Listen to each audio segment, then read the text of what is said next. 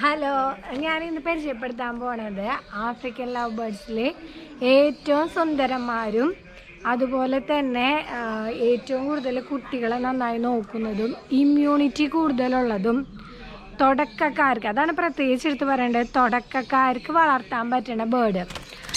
തുടക്കക്കാർ മെയിനായിട്ട് നോക്കുക, റേറ്റ് കുറവിൻ്റെ ബേർഡായിരിക്കണം, പിന്നെ കാണാൻ ഭംഗിയുള്ള ബേർഡ്സ് ആയിരിക്കണം.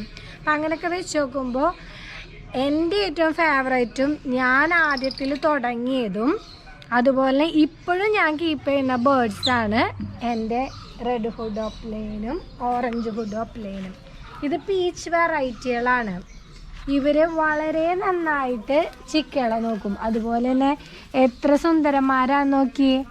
ഇതിൽ മഞ്ഞയിൽ ഓറഞ്ച് കളറുള്ളതുണ്ട്, മഞ്ഞയിൽ റെഡ് കളറുള്ളതുണ്ട്, പിന്നെ ഒരു ലൈറ്റ് പച്ചയിൽ റെഡ് കളറുള്ളുണ്ട്. ഇതിൽ തന്നെ ഒരുപാട് വേറെയും വെറൈറ്റികളുണ്ട് കേട്ടോ. പീച്ചിലോ പ്ലെയിനുകളാണിത്. പക്ഷെ എൻ്റെ ഫേവറേറ്റ് ആണ് ഇത്. അതുപോലെ ഒരുപാട് തുടക്കക്കാർ എൻ്റെ നിന്ന് മേടിച്ച് കൊണ്ടുപോകുന്നതും പിന്നെ റെഡ് ഐ ബേർഡ്സ്, കുറേ പേര് ഈ പറഞ്ഞ പോലെ റെഡ് ഐ ബേർഡ്സ് ചോദിക്കാറുണ്ട്. പക്ഷേ റെഡ് ഐ ബേർഡ്സിൽ ഇപ്പോൾ നമ്മുടെ ലൂട്ടിനോ ഫിഷർ ഓഫ് പ്ലെയിൻ നല്ല ഭംഗിയാണ്. അതുപോലെ റെഡ് ഐ ബേർഡ് തന്നെയാണ് നമ്മുടെ ഫാലോ. പക്ഷെ അതൊക്കെ 50,000 എബോവ് വരുന്നതാണ്. അപ്പോൾ തുടക്കക്കാർക്ക് അത് അഫോർഡബിൾ അല്ല.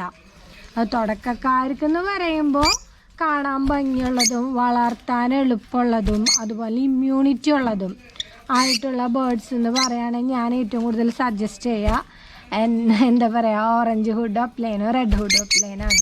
ഞാനിപ്പോഴും ഒരുപാട് ബേർഡ്സുകൾ, എക്സോട്ടിക് ബേർഡ്സുകൾ ഒരുപാട് ചെയ്താലും എൻ്റെ ഫേവറേറ്റ് എന്ന് പറയണത് ഇവർ തന്നെയാണ്. കാരണം ഇവരെ കഴിഞ്ഞിട്ടുള്ളൂ.